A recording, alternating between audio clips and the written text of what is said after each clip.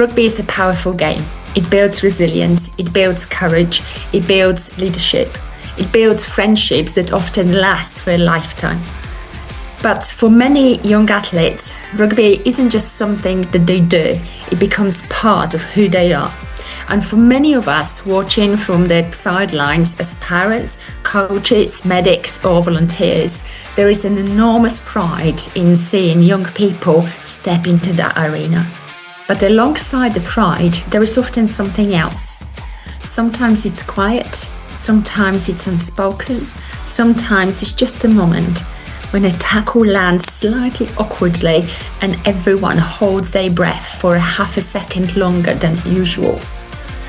This podcast exists in that space, not in fear, not in criticism, and certainly not in scaremongering. It exists in the space between performance and protection. Because here is a question that has been quietly sitting with me for a long time. How do we allow young athletes to play the sport they love with more power, better performance, and stronger protection? And can we at the same time give parents genuine peace of mind?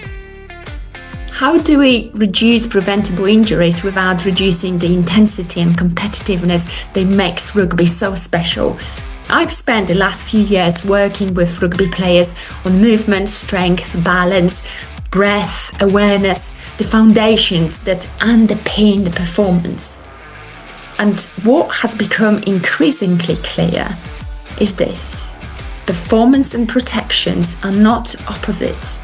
They are partners. They're sides of the same coin. Stronger necks protect brain. Stronger mobility protects shoulders and knees. Balance prevents awkward falls. And calm decision-making prevents reckless collisions.